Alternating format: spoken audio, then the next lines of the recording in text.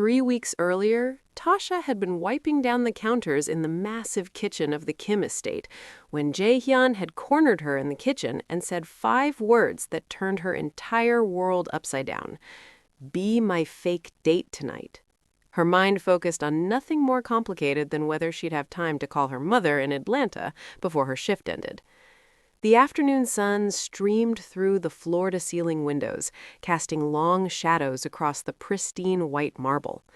She'd been working at the estate for 6 months now, saving every penny she could to bring her younger brother over from the States to start college in Seoul.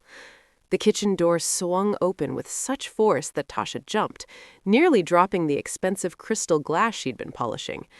Jae-hyun Kim strode in, his jaw clenched tight, his dark eyes scanning the room until they landed on her. He was tall, just over 6 feet, with sharp features and black hair swept back from his forehead. He wore a perfectly tailored charcoal suit that probably cost more than Tasha made in 6 months. "Out," he said to the 2 kitchen staff who were preparing dinner. They didn't question it. Nobody questioned Jae-hyun Kim. They grabbed their aprons and disappeared through the side door in seconds. Tasha's stomach dropped. In 6 months, she'd maybe spoken 10 words directly to the man who owned this estate. She kept her head down, did her work, and made sure to be invisible. That was the key to survival in a place like this. You didn't ask questions, you didn't make eye contact, you definitely didn't draw attention to yourself. "Sir?" she managed, her voice smaller than she'd intended. Jae-hyun crossed the kitchen in 4 long strides, stopping directly in front of her. Up close, she could see the tension in his shoulders, the muscle jumping in his jaw. Whatever had happened, it wasn't good. "I need you to do something for me. Tonight. My grandmother is hosting a dinner, and she's expecting me to bring a date. A serious date." Tasha blinked. "Sir, I don't understand what that has to do with me." "You're going to be that date." The crystal glass nearly slipped from her fingers. "I'm sorry, what?" "My grandmother has decided it's time for me to settle down. She's been parading women in front of me for months, all of them from appropriate families." He said the word appropriate like it tasted bitter. "Tonight, she's invited the daughter of a business associate, someone she's already picked out for me. If I show up alone or with some woman she doesn't approve of, she'll make my life hell. But if I show up with someone completely unexpected, someone she can't possibly have planned for, it throws off her entire strategy." "You want me to pretend to be your girlfriend," Tasha said slowly, trying to process what she was hearing. "To your grandmother? Tonight?" "Yes." "Sir, with all due respect, that's insane. I'm your maid. Your family will never believe."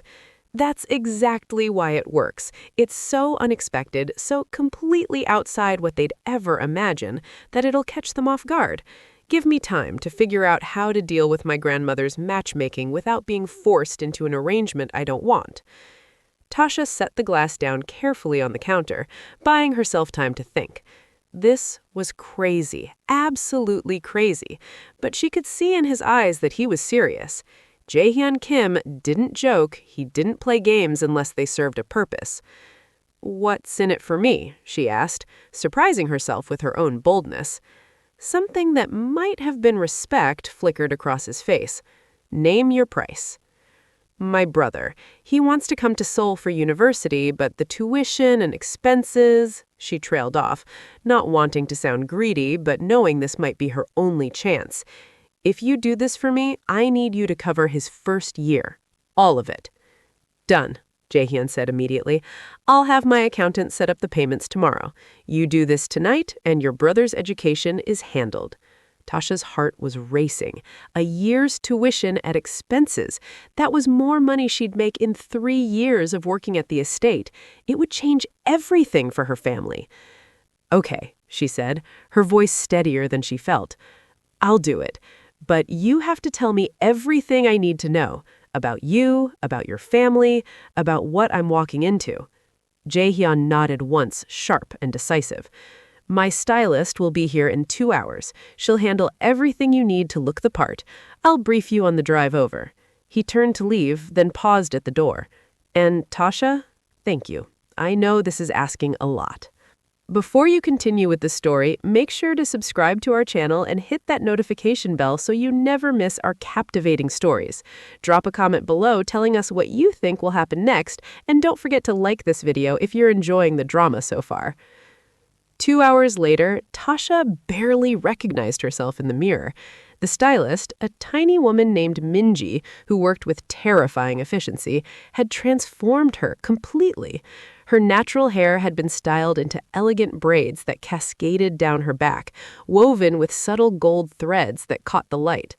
The dress was a deep emerald green that made her dark skin glow, fitted at the bodice and flowing at the skirt in a way that was both elegant and understated.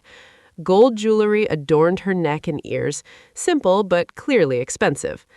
"You look beautiful," Minji said, stepping back to admire her work. "Mr. Kim has excellent taste." Tasha couldn't find words. She'd never worn anything like this in her life. The girl staring back at her in the mirror looked confident, sophisticated, like she belonged in Jae-hyun's world. But inside, she felt like she was drowning. A knock at the door made her jump. "It's time," Jae-hyun called from the hallway. When she opened the door, she found him standing there in a black tuxedo that fit him like it had been painted on. His hair was perfectly styled, and he looked every inch the powerful man he was. But when his eyes met hers, something flickered in their depths. Surprise, maybe, or appreciation. "You look—" He stopped, seeming to search for words. "You look perfect." "Thank Minji," Tasha said, trying to keep her voice light. "She's a miracle worker."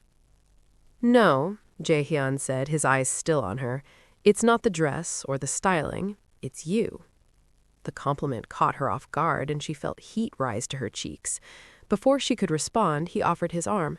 "Come on, we need to go over the details before we arrive." In the back of his Mercedes, with Seoul's city lights streaming past the windows, Jae-hyun filled her in on everything she needed to know. His grandmother, Kim Hae-won, was the matriarch of the family and the real power behind their empire. His father had died 5 years ago, leaving Jae-hyun in charge at just 25, but his grandmother still held significant influence. She was traditional, exacting, and had very specific ideas about what kind of woman her grandson should marry. "She'll test you," Jae-hyun warned. "She'll ask questions designed to trip you up, to expose any weakness. She'll want to know where you're from, what your family does, how we met." "So what's our story?" Tasha asked, trying to ignore the way her stomach was twisting itself into knots. "We met at a charity gala 6 months ago. You were there with your employer, a family friend who was attending. We talked, I was intrigued, and I asked you out. We've been seeing each other privately since then." "Why privately?" "Because I knew my grandmother would have opinions about you, about us. I wanted to be sure before I brought you into this world." He looked at her directly. "That part is actually true, in a way. I am sure about this, about you being here tonight. You're exactly what I need." The way he said it made her shiver. "You're exactly what I need." She told herself he just meant for the plan, for getting his grandmother off his back. But something in his tone suggested layers she didn't quite understand. The Kim family estate in Gangnam made Jae-hyun's place look modest. It was a sprawling compound with traditional Korean architecture, updated with modern luxury, surrounded by high walls and security gates. As they pulled up to the main house, Tasha could see other cars already parked in the circular driveway. Mercedes, BMWs, a Bentley. This wasn't just a family dinner. This was an event. "Ready?" Jae-hyun asked, his hand finding hers in the darkness of the car. "No," I admitted, "but let's do this anyway." His fingers tightened around hers. "Just stay close to me. If anything gets too uncomfortable, squeeze my hand twice and I'll get us out of there." The moment they stepped through the doors, all conversation stopped. Tasha felt every eye in the room turn toward them, felt the weight of dozens of stares assessing her, judging her, trying to figure out who she was and what she was doing on Jae-hyun Kim's arm. She forced herself to keep her head high, to walk with confidence, even though her knees felt like water. An elderly woman sat in a high-backed chair at the far end of the room, dressed in an elegant hanbok of deep purple silk. Her hair was pulled back in a traditional style, and her eyes were sharp and calculating as they fixed on Tasha. This had to be the grandmother. "Grandmother," Jae-hyun said, bowing respectfully, "thank you for the invitation. I'd like you to meet Tasha Williams. Tasha, this is my grandmother, Kim Hae-won." Tasha bowed, trying to remember everything Minji had taught her in those frantic 2 hours about proper Korean etiquette. "It's an honor to meet you, Mrs. Kim." The old woman's eyes narrowed slightly. "Williams," she said, her English accented but clear. "That is not a Korean name." "No, ma'am. I'm American, from Atlanta." "I see." The 2 words carried a weight of judgment that made Tasha's spine stiffen. "And how did you meet my grandson?" "At a charity gala 6 months ago. I was there with my employer, a family friend who was attending. We talked, I was intrigued, and I asked you out. We've been seeing each other privately since then." "Your employer?" The grandmother's lips pressed into a thin line. "And what is it that you do, Miss Williams?" This was the moment Tasha had been dreading. She could lie, make up some impressive career that would make her seem more acceptable, but something in the old woman's eyes told her that would be a mistake. Kim Hae-won hadn't gotten to where she was by being easy to deceive. "I work in household management," Tasha said carefully. It wasn't quite a lie. "I've been in Seoul for 6 months, saving money to help my younger brother attend university here." "Household management," the grandmother repeated, and Tasha knew she'd seen right through the euphemism. "How practical." Before the conversation could continue, a tall man in his 50s approached, his face a careful mask of neutrality. "Jae-hyun, I didn't expect to see you here with company." "Uncle Minho," Jae-hyun said, his voice cooling several degrees. "Tasha, this is my father's younger brother. He helps manage some of our business interests." The way he said "helps manage" suggested that Uncle Minho's role was a point of contention. Tasha filed that away for later consideration as she bowed politely to the older man. "Charming," Minho said, looking Tasha up and down in a way that made her skin crawl. "Though I must say, nephew, this is quite a departure from your usual type." "My usual type was boring," Jae-hyun said flatly. "Tasha is anything but. If you're loving this story so far, go ahead and show some love by hitting that like button. Comment below with your predictions about how Tasha will handle the rest of this dinner, and make sure you're subscribed so you don't miss what happens next. Dinner was an exercise in survival. Tasha found herself seated between Jae-hyun and an older woman who introduced herself as Aunt Sun-hee, another of his father's siblings. The table was set with more silverware than Tasha had ever seen in one place, and she had to watch carefully to see which utensils others used before making her own selections. The food was exquisite, traditional Korean dishes she'd never tried before, each one more beautifully presented than the last. But the conversation was where the real danger lay. The grandmother sat at the head of the table, asking pointed questions that felt like tiny knives, each one designed to expose Tasha as an imposter, as someone who didn't belong in this world of wealth and power. "Tell me, Miss Williams," the grandmother said during a lull in conversation, "what do your parents do?" "My mother is a nurse," Tasha said, refusing to be ashamed of her family. "She works in the ICU at Grady Hospital in Atlanta. My father passed away when I was 12. He was a high school teacher." "I'm sorry for your loss," the grandmother said, though her tone suggested she was more interested in cataloging information than offering condolences. "And you have one brother?" "Yes, ma'am, Marcus. He's 18, graduating high school this year. He's brilliant with computers, wants to study software engineering." "How admirable," the grandmother said. "And you came all the way to Korea to work in household management to support his education. That shows dedication." She paused, taking a sip of her wine. "Or desperation." Tasha felt Jae-hyun tense beside her, but she put a hand on his knee under the table, stopping him before he could intervene. This was her fight. "I prefer to call it love, Mrs. Kim," Tasha said evenly. "I love my brother. I love my family. And when you love someone, you do what it takes to help them succeed. even if that means leaving everything you know and traveling halfway around the world." Something shifted in the grandmother's expression. Not quite approval, but perhaps a flicker of respect. "Family is important, more important than anything else. We agree on that, at least." "We do," Tasha agreed. "Which is why," the grandmother continued, "I must ask what your intentions are regarding my grandson." The table went silent. Even Uncle Minho stopped eating, watching the exchange with undisguised interest. Tasha glanced at Jae-hyun, who gave her the smallest nod. "Answer honestly." "I don't have intentions, Mrs. Kim," Tasha said. "I have feelings. I care about your grandson. He's intelligent, driven, and kinder than he lets most people see.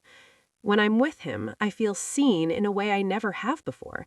As for where this goes, I can't predict the future, but I can tell you that I would never do anything to hurt him or your family."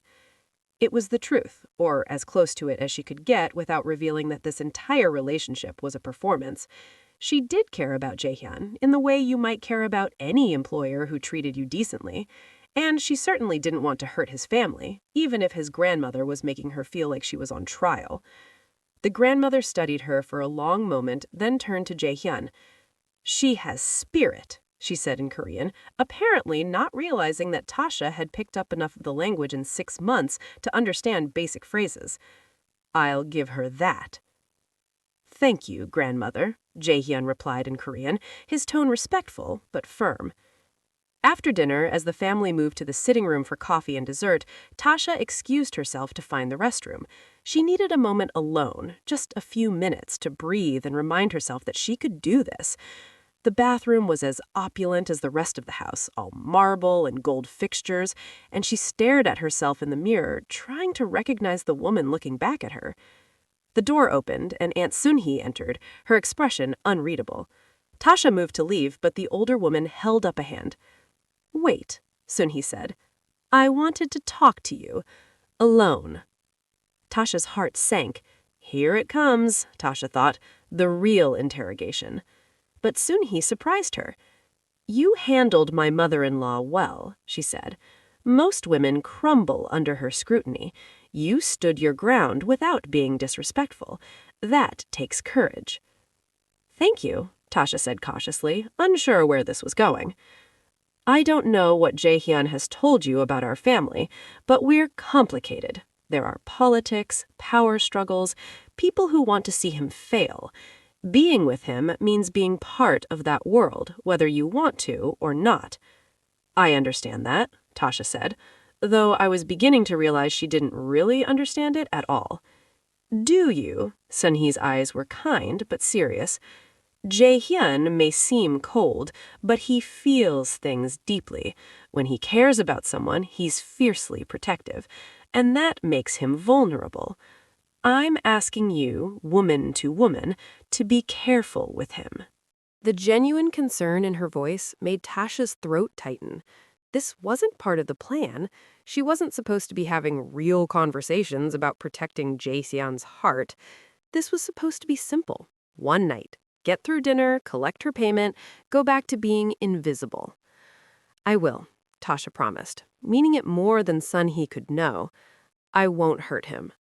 When they returned to the sitting room, Tasha found Jae-hyun deep in conversation with his uncle and several other men she hadn't been introduced to. The discussion looked tense, all sharp gestures and tight expressions. She hung back, not wanting to interrupt, but Jae-hyun caught her eye across the room. Something passed between them, a moment of connection that felt startlingly real. He excused himself from the conversation and crossed to her, his hand immediately finding the small of her back. The touch sent electricity up her spine. "You okay?" he murmured, his breath warm against her ear. "I'm fine. Your aunt is nice." "Sun-hee is one of the good ones," he agreed. "Listen, we need to leave soon. My uncle is asking questions I don't want to answer, and my grandmother is starting to look like she's planning our wedding. I think we've accomplished what we came here to do." They made their goodbyes, with the grandmother insisting that Tasha must come to tea next week. Tasha agreed, knowing that by next week this whole charade would be over and she'd be back to scrubbing floors. The thought made her unexpectedly sad. In the car ride home, Jae-hyun was quiet, staring out the window at the Seoul skyline. Tasha watched him, trying to read his expression. "Did I mess up?" she finally asked. He turned to her, surprise clear on his face. "What? No! You were perfect, better than perfect. You held your own against my grandmother, which nobody does. You made them believe we were real. Then why do you look so troubled?" He was quiet for a long moment. "Because it was too easy," he finally said. "Being with you tonight, playing that role, it felt what?" "Real," he finished, his eyes meeting hers in the darkness. The air in the car suddenly felt charged, heavy with something Tasha couldn't quite name. She should say something, make a joke, remind them both that this was just business, but the words wouldn't come. Make sure you drop a comment telling us your thoughts on this developing connection between Tasha and Jae-hyun. Do you think they should pursue real feelings, or should they stick to the plan? Like this video if you want to see where this goes, and subscribe so you don't miss a single moment of their story. That should have been the end of it. One dinner, one performance, and then back to normal life. But the next morning, Tasha awoke to find a message on her phone from an unknown number. When she opened it, her breath caught. It was from Jae-hyun's accountant, confirming that money for her brother's tuition had been transferred. A year's worth of education, paid in full. Jae-hyun had kept his promise. She was staring at the message, trying to process what this meant, when there was a knock at her door. She opened it to find Minji standing there with another garment bag. "Mr. Kim requests your presence at a business dinner tonight. He said to tell you that his grandmother called this morning and invited herself. She wants to see you two together again to make sure it wasn't a fluke." Tasha's stomach dropped. "Another dinner?" "I'm afraid so. Mr. Kim says he'll pay you separately for tonight, the same as before." Tasha wanted to say no. She wanted to tell Jae-hyun that one night was enough, that she'd fulfilled her end of the bargain, but then she thought about her mother working double shifts, about Marcus's dreams of college, about all the things that money could do for her family. And she thought about the way Jae-hyun had looked at her in the car, the way he said it felt real. "Tell Mr. Kim I'll be ready at 7, she said. One dinner turned into two. Two turned into four. Before Tasha knew what was happening, she was attending events with Jae-hyun 2 or 3 times a week. Business dinners, charity galas, family gatherings. Each time, Minji would show up with a new dress, new jewelry, a new version of Tasha Williams who belonged in Jae-hyun Kim's world. And each time, the line between performance and reality grew a little blurrier. They developed a rhythm, an easy intimacy that came from spending so much time together. Jae-hyun would pick her up, and they'd spend the drive to whatever event, discussing everything from politics to philosophy to their favorite movies. He was funny, she discovered, with a dry wit that caught her off guard. He was thoughtful, remembering small details she'd mentioned in passing and following up on them later. And he listened to her in a way that made her feel like she was the only person in the world. "Why don't you have a real girlfriend?" Tasha asked him one night as they drove back from yet another business dinner. "Someone who actually belongs in your world." Jae-hyun's hands tightened on the steering wheel. "Because everyone in my world wants something from me. They see the money, the power, the family name. They don't see me." "But I want something from you too," Tasha pointed out. "I'm here because you're paying me." "Are you?" He glanced at her, his expression unreadable in the dim light from the dashboard. "Is that still why you're here?" The question hung in the air between them. Tasha wanted to say yes, to keep things simple and transactional, but she couldn't lie to him. Not anymore. "I don't know," she whispered. He pulled the car over to the side of the road, putting it in park before turning to face her fully. "I need to tell you something," he said, his voice rough. "This arrangement, this fake relationship, it's not working anymore." Tasha's heart plummeted. Of course. He was tired of the charade, ready to find someone real. She'd let herself forget that this was temporary, that she was just an employee playing a part. "I understand," she said, trying to keep her voice steady. "You don't need me anymore. That's fine. No." he cut her off, reaching for her hand. That's not what I mean. It's not working because I can't keep pretending. Every time I touch you, every time we laugh together, every time you look at me like I'm just a man and not a title or a bank account, I forget that this is supposed to be fake. I'm falling for you, Tasha, and I don't know what to do about it. The confession hit her like a physical force. She stared at him, at this powerful man who commanded respect and fear in equal measure, and saw a vulnerability in his eyes that took her breath away. Jae-hyun? You don't have to say anything, he said quickly. I know this is complicated. I know I'm your employer, that there's a power imbalance, that I've put you in an impossible position, but I needed you to know. I needed to be honest with you. Tasha's mind was racing. She thought about the first time she'd seen him, how intimidated she'd been. She thought about the dinners, the conversations, the slow way he'd let his guard down around her. She thought about the way her heart jumped every time her phone buzzed with a message from him, the way she found herself thinking about him during the rare moments when they were apart. I'm scared, she admitted. Your world is dangerous, your family is complicated, and I'm just a girl from Atlanta who cleans houses for a living. How could this ever work? I don't know, he said honestly, but I want to try, if you'll let me. His thumb traced circles on the back of her hand, and Tasha felt herself leaning toward him, drawn by something she couldn't name and didn't want to resist. When his lips met hers, it felt like coming home and jumping off a cliff at the same time. The kiss was gentle at first, tentative, as if he was afraid she might pull away, but then she reached up to cup his face, and something between them ignited. When they finally broke apart, both breathing hard, Jae-hyun rested his forehead against hers. Tell me this is real, he whispered. Tell me you feel it too. It's real. God help me. It's real. What happens when a fake relationship becomes real? Hit that subscribe button and turn on notifications so you don't miss how Tasha and Jae-hyun navigate their newfound feelings. Drop a like if you're rooting for them, and comment below with your thoughts on what challenges they'll face next. The next 3 weeks were both the happiest and most terrifying of Tasha's life. She and Jae-hyun stopped pretending. They were a real couple now, navigating the complexities of a relationship that had started as a business arrangement but had evolved into something neither of them could have predicted. They still attended events together, but now when he touched her, it was because he wanted to, not because they had an audience. When he kissed her goodbye at the end of the night, it was real. But real also meant dealing with real consequences. The Mafia world Jae-hyun inhabited wasn't just about expensive suits and business dinners. It was about territory and respect and power maintained through fear. And being connected to him meant being connected to all of it. Tasha first got a glimpse of the darker side one afternoon when she was leaving the estate to meet her brother Marcus, who just arrived in Seoul for a campus visit.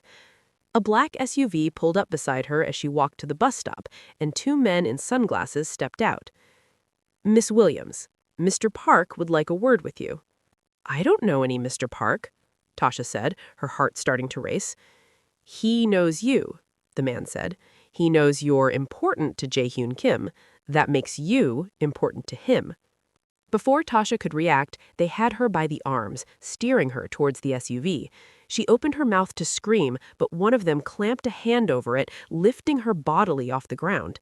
Terror flooded through her as they shoved her into the back seat, one man climbing in on either side of her. The drive lasted maybe 20 minutes, though it felt like hours. They took her to a warehouse on the outskirts of the city, all concrete and shadows and the smell of motor oil. Inside, a man in his 60s sat in a leather chair surrounded by half a dozen more men in suits. This had to be Mr. Park. Miss Williams, he said in perfect English, thank you for joining me. I apologize for my men's methods, but I needed to speak with you urgently, and I suspected you wouldn't come willingly. What do you want? Tasha demanded, trying to keep her voice shaking. I'm an information, Mr. Park said, about Jae-hyun Kim's business operations, his territories, his plans for expansion. You live in his home. You attend his meetings. You must hear things. I'm his girlfriend, not his business partner, and even if I knew anything, I would never betray him to you or anyone else. Mr. Park's smile didn't reach his eyes. Such loyalty! How touching! But you should know that loyalty to Jae-hyun Kim is dangerous. He has many enemies, Miss Williams, and now that you're connected to him, you do too. He stood, walking slowly toward her. I could hurt you right now, make you disappear, send pieces of you back to your boyfriend as a message. But I'm a civilized man. Instead, I'm going to give you a choice. You work for me, feeding me information about Kim's operations, and I'll protect you. Or you refuse, and next time my men won't be so gentle. Before Tasha could respond, the warehouse door exploded inward. Jae-hyun strode through the opening, flanked by a dozen men, all carrying weapons. His face was a mask of cold fury, and when his eyes found Tasha, something in them made her heart clench. You made a mistake, Park, Jae-hyun said, his voice deadly quiet. A very big mistake. Mr. Park held up his hands, suddenly looking less confident. This is just business, Kim, nothing personal. You put your hands on what's mine, Jae-hyun said, pulling out a gun. That's personal. What happened next was chaos. Guns firing, men shouting, Tasha diving behind a crate as bullets tore through the air around her. She heard Jae-hyun calling her name, saw him fighting his way toward her through the melee. When he reached her, he grabbed her hand and pulled her toward the exit, his body shielding hers from the violence behind them. They made it to his car, and he drove like a man possessed, taking corners too fast and running red lights until they were far from the warehouse. Only when they were safely in a quiet neighborhood did he pull over, his hands shaking on the steering wheel. Are you hurt? He asked, his voice rough. Did they hurt you? I'm okay, Tasha said, though she wasn't sure that was true. She was shaking all over, adrenaline still coursing through her veins. Jae-hyun turned to her, and she saw naked fear in his eyes. This is my fault, Jae-hyun said, his voice rough. I should have known Park would try something like this. I should have protected you better. You couldn't have known. I should have. The words came out harsh, almost angry, though she knew the anger wasn't directed at her. This is my world, Tasha. This darkness, this violence, and now you're in it too, because of me. I chose this, Tasha said firmly. I chose you. Eyes open, Jae-hyun. I knew what I was getting into.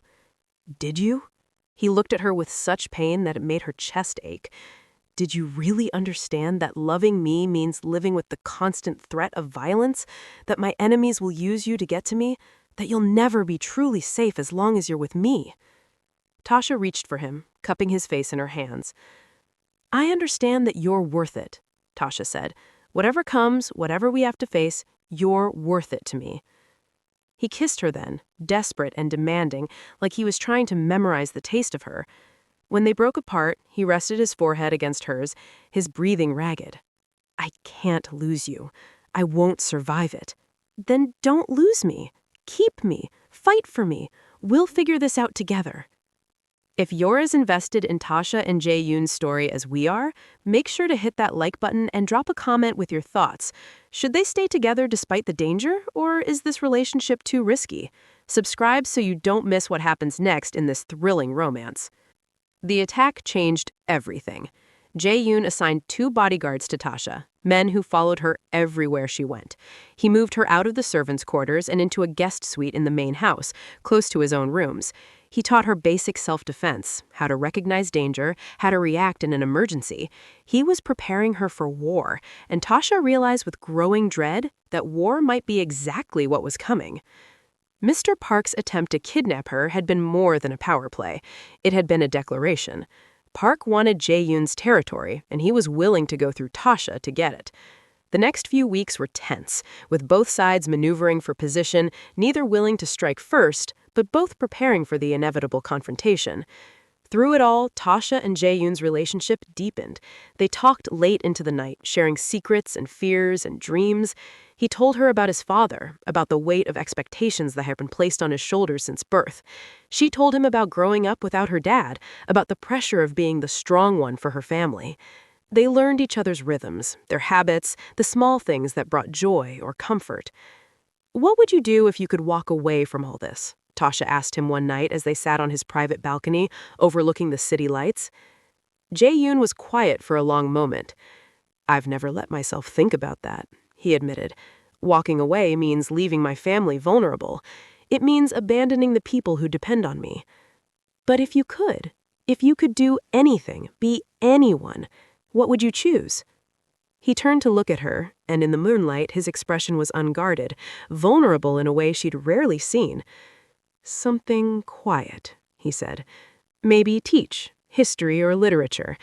Live somewhere peaceful where nobody knows my name. Have a family."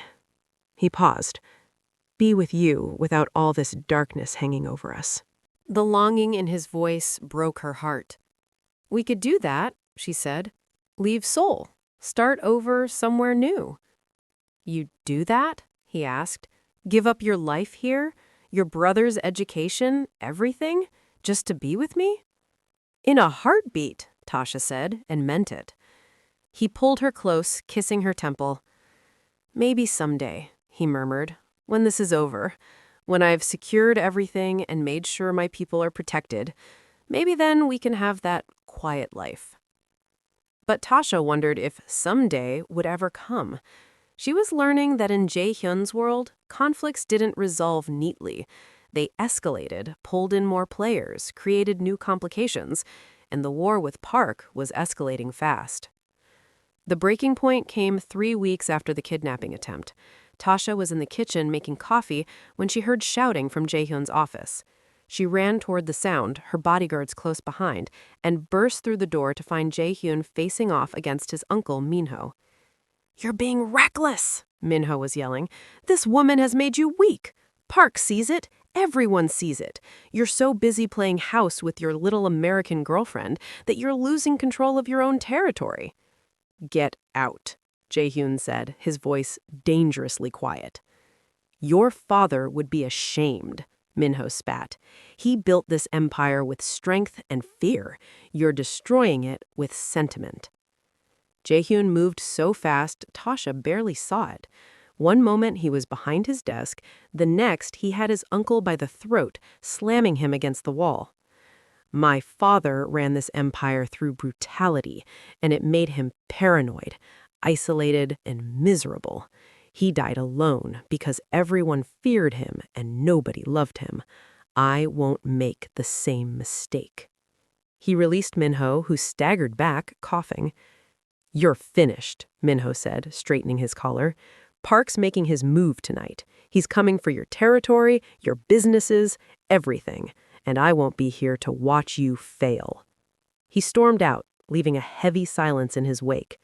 Jae-hyun stood with his back to Tasha, his shoulders tense, hands clenched into fists. "Is it true? Is Park making his move tonight?" "Yes," Jae-hyun said. "My sources confirmed it an hour ago. He's planning to hit 3 of my warehouses simultaneously. It's a coordinated attack designed to cripple my operations." "Then we need to get you ready," Tasha said, moving toward him. "You need to coordinate your defense, protect your people." "No," Jae-hyun cut her off, turning to face her. "I need to get you somewhere safe. I'm sending you to Jeju Island tonight. You'll stay there with a security detail until this is over." "Absolutely not," Tasha said firmly. "I'm not leaving you." "Tasha." "No," she interrupted. "I chose this. I chose you. That means I'm here for the hard parts, too.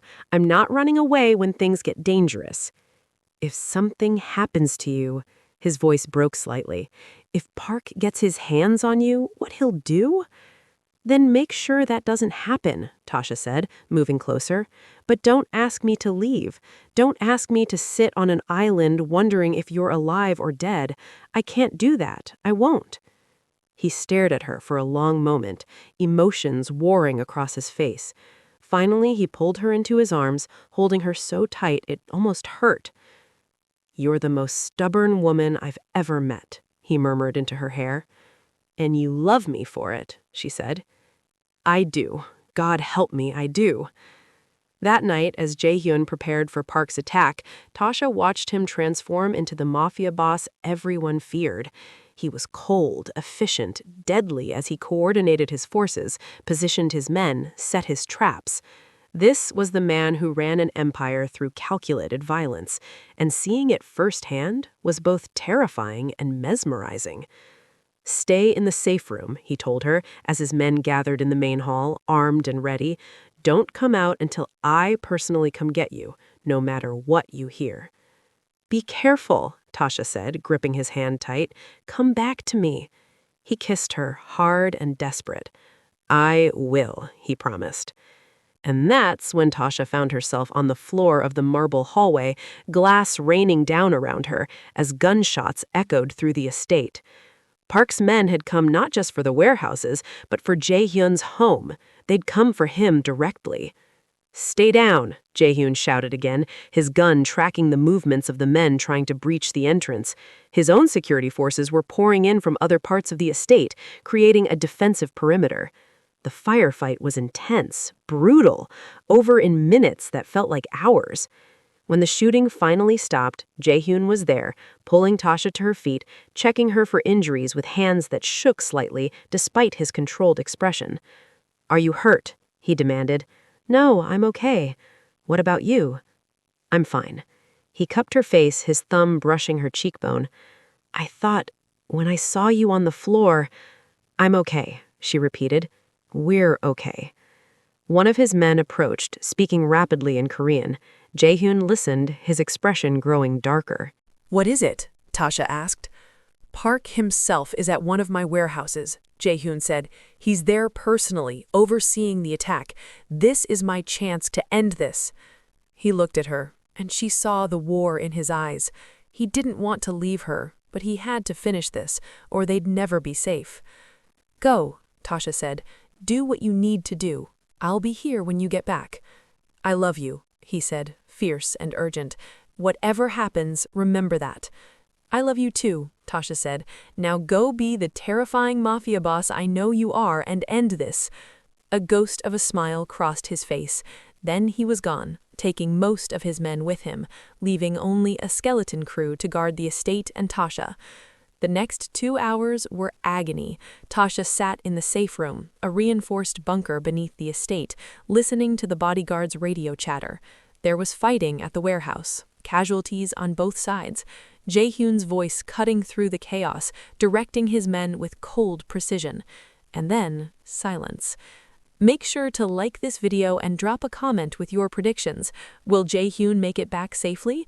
What will happen to Park? And can Tasha and Jae-hyun ever have the peaceful life they dream of? Subscribe so you don't miss the conclusion of this intense story. The silence stretched on. 5 minutes, 10, 15. Tasha's heart hammered against her ribs. She tried calling Jae-hyun's phone, but it went straight to voicemail. She tried texting. Nothing. Finally, after what felt like an eternity, she heard footsteps in the hallway above. Heavy boots, multiple people. The door to the safe room opened, and one of Jae-hyun's senior men stood there, his expression grim. "Ms. Williams," he said, "you need to come with me." Terror flooded through her. "Where's Jae-hyun? Is he—" "He's alive," the man said quickly, "but he's asking for you. Please, come now." They drove through the dark streets of Seoul, past police barricades and fire trucks. The warehouse was still smoking when they arrived, the acrid smell of burned chemicals filling the air. Jae-hyun's men had cordoned off the area, and there were bodies covered with sheets scattered across the pavement. Tasha found Jae-hyun sitting on the bumper of an ambulance, a paramedic wrapping his ribs. His face was bruised, his knuckles bloody, but he was alive. When he saw her, relief washed over his features. "Tasha," he said, trying to stand. The paramedic pushed him back down. "Stay put," the paramedic ordered in Korean. "You have 2 cracked ribs." Tasha rushed to him, her hands hovering over his injuries, not sure where it was safe to touch. "What happened?" "It's over," Jae-hyun said. "Park is dead, his organization is scattered. The war is over."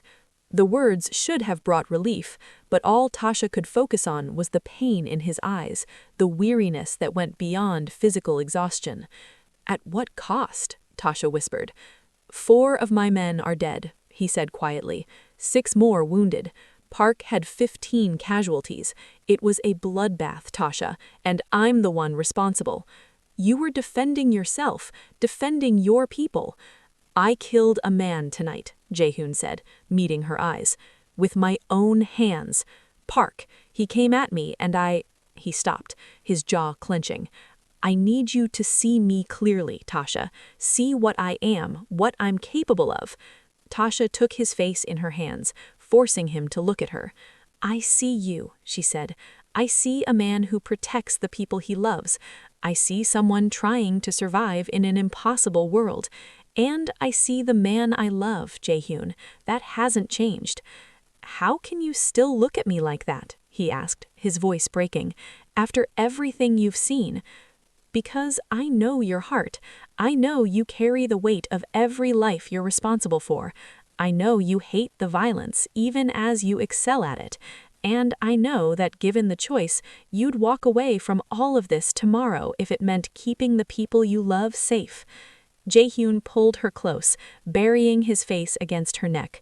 She felt his shoulders shake, felt the dampness of tears against her skin. He was finally letting himself break, letting himself feel the cost of the violence he'd just survived. "I don't want this anymore. I don't want to be this person. I don't want to run an empire built on fear and blood." "Then don't," Tasha said. "Walk away. We'll go somewhere new, start over, be the people we want to be instead of the people this world demands." "My grandmother will understand," Tasha interrupted. "Or she won't. But you can't live your life for her expectations. You'll destroy yourself trying." He pulled back to look at her. "You really mean it? You'd leave everything, go anywhere with me?" "Yes," Tasha said simply, "because anywhere with you is better than paradise without you." 3 weeks later, Tasha stood on the balcony of a small house in New Zealand, watching the sunrise paint the sky in shades of pink and gold. The house wasn't fancy, just a simple 2-bedroom cottage near the beach, but it was theirs. Behind her, she heard Jae-hyun moving in the kitchen, making coffee the way she liked it. Leaving Seoul had been complicated. Jae-hyun had spent days arranging for his cousin to take over the family business, ensuring his people would be protected, settling accounts and closing deals. His grandmother had been surprisingly understanding, perhaps recognizing that her grandson needed peace more than he needed power. Uncle Minho had been furious, but his opinion no longer mattered. Jae-hyun joined her on the balcony, handing her a steaming mug. His ribs were still healing, wrapped in bandages beneath his t-shirt, but the haunted look had left his eyes. He looked younger somehow, lighter, like a weight had been lifted from his shoulders. "What are you thinking about?" he asked, wrapping an arm around her waist. "How surreal this is," Tasha admitted. "A few months ago, I was a maid cleaning your floors. Now I'm in New Zealand, watching the sunrise with you, planning a future I never imagined was possible." "Regrets?" he asked quietly. "Not a single one," Tasha said, turning to face him. "This is exactly where I want to be." "I got a call from the university yesterday," Jae-hyun said. "They're interested in having me teach a course on Korean history next semester. Nothing formal yet, but it's a start." "That's amazing," Tasha said, genuinely excited for him. "See, you're already becoming the man you wanted to be." "We both are. Your brother starts university next month. You're enrolled in that writing program you wanted. We're building something real here, Tasha. Something good." "No more fake dates," she said with a smile. "No more fake anything," he agreed, pulling her closer. "Just you and me and whatever life we want to create." "I love you," Tasha said, the words coming easily now, no longer weighted with fear or uncertainty. "I love you too," Jae-hyun said. "Thank you for seeing me when I couldn't see myself. Thank you for choosing me when you had every reason to run. Thank you for being brave enough to believe we could have this." "Thank you for asking me to be your fake date," Tasha said with a laugh. "Best business arrangement I ever made." He kissed her as the sun rose fully over the ocean, warm and bright and full of promise. They had left behind wealth and power and the dangerous glamour of Seoul's underworld, but what they'd found was infinitely more valuable. They'd found peace, they'd found each other, and they'd found a future built not on fear and violence, but on love and hope and the courage to choose a different path. Later that day, as Tasha walked along the beach collecting shells, her phone buzzed with a text from Marcus. He'd arrived in Seoul safely, was settling into his dorm, and couldn't wait to start classes. Her mother had sent a photo of herself smiling in front of their new house, the one Jae-hyun had bought for her before they left Korea. Everyone she loved was safe, happy, building their own dreams. That night, as they sat on their small porch eating takeout and watching the stars come out, Jae-hyun reached into his pocket and pulled out a small velvet box. "I know we haven't been together that long, and I know we started this whole thing as a fake relationship, but there's nothing fake about how I feel about you, Tasha. You saved me. You gave me permission to be more than what I was born into, and I want to spend the rest of my life making sure you never regret choosing me." He opened the box, revealing a simple but elegant ring. "Will you marry me? For real this time?" Tasha felt tears streaming down her face, but they were happy tears, joyful tears. "Yes," she said, laughing through her crying. "Yes, I'll marry you. I'll be your real girlfriend, your real fiancé, your real wife, all of it, forever." He slipped the ring on her finger and kissed her, deep and sweet and full of promise. When they finally broke apart, both of them were grinning like fools. "We should probably tell your grandmother," Tasha said. "I have a feeling she's going to want to plan the wedding." Jae-hyun groaned. "She's going to make it a production, isn't she?" "Absolutely," Tasha agreed. "But you know what? I think I'm okay with that. She fought for us in her own way. She deserves to see her grandson happy." "I am happy," Jae-hyun said, pulling her close. "Happier than I ever thought possible." "Me too," Tasha whispered. 6 months later, they stood in a small church in Auckland, surrounded by both their families. Marcus flew in from Seoul, looking sharp in his suit, pride evident on his face. Tasha's mother cried throughout the entire ceremony. Jae-hyun's grandmother sat in the front row, dabbing at her eyes with a silk handkerchief, while Aunt Sun-hee beamed at them both. The ceremony was simple, intimate, nothing like the grand affair the grandmother had initially wanted. But she'd conceded when she saw how happy they were, how perfectly they fit together. Sometimes, she'd admitted, love mattered more than tradition. As Jae-hyun said his vows, his voice strong and clear, Tasha thought about that night in the kitchen when he'd first asked her to be his fake date. She was terrified, unsure, agreeing only because of the money. She could never have imagined that a simple business arrangement would lead to this, to a love so deep that it had transformed both of them, to a future full of possibility instead of fear. "I promise to choose you every day," Jae-hyun said, his eyes locked on hers, "to honor the courage it took for you to love me, to build a life with you that's filled with peace and joy and all the quiet happiness we both deserve. You saw the man I could be when I couldn't see myself, and I will spend every day of my life being worthy of that faith." When it was Tasha's turn, her voice shook slightly with emotion. "I promise to always see you clearly, not as a title or a legacy, but as the man you are. I promise to stand beside you through whatever comes, to remind you that you're more than your past, and to help you build the future you dream of. You gave me courage when I needed it most, and I will love you for that, and for 1,000 other reasons, for the rest of my life."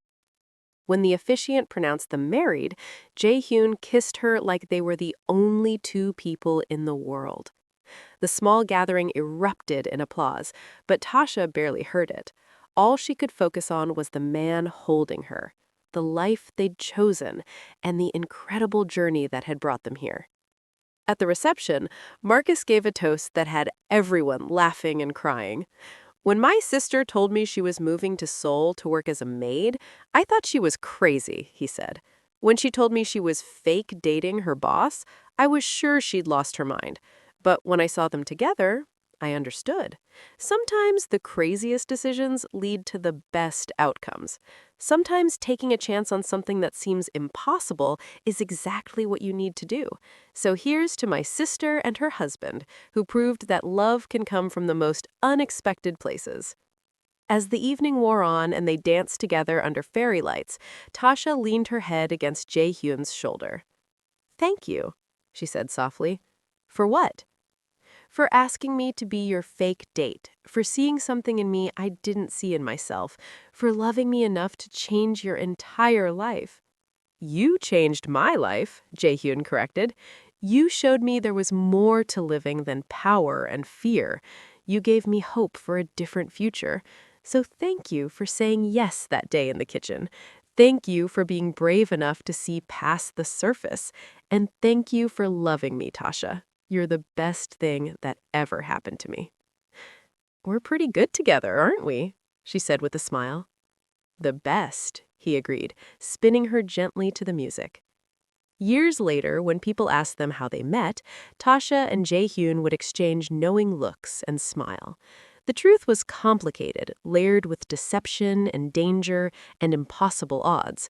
But it was also simple. A fake date became real love. A business arrangement had transformed into a partnership, and two people who never should have fit together had created a life more beautiful than either could have imagined. Jae-hyun did become a professor, teaching Korean history at the university with the same passion he'd once brought to running an empire. Tasha published her first novel, a romance that people said felt startlingly real because it was based on her own story. They had two children, a daughter and a son, who grew up knowing nothing of their father's dangerous past and everything about his capacity for love. Sometimes, late at night when the children were asleep, they'd sit on their porch and talk about those early days in Seoul, about the fear and the violence and the moment everything changed, about how a desperate proposal in a kitchen had set in motion a series of events that would save them both. "Do you ever miss it?" Tasha asked him once, years into their marriage. "The power, the respect, all of it?" He looked at her home, at the life they'd built with their own hands. "Not even for a second," he said. "I traded an empire for peace, power for love, and it's the best deal I ever made." "Best fake date ever," Tasha said with a grin. "The best real everything," Jae-hyun corrected, pulling her close. And that was the truth of it. What had started as pretend had become the realest thing in both their lives. A love born from necessity had grown into something eternal, and two people from completely different worlds had found their way to each other, proving that sometimes the most unexpected connections are the ones worth fighting for. Before you go, make sure you've hit that subscribe button and turned on notifications so you never miss our stories. Drop a comment below telling us what you loved most about Tasha and Jae-hyun's journey. Was it the transformation from fake to real, the action and danger, the emotional depth? We love hearing from you. And if you enjoyed this story, give it a thumbs up and share it with someone who loves a good romance.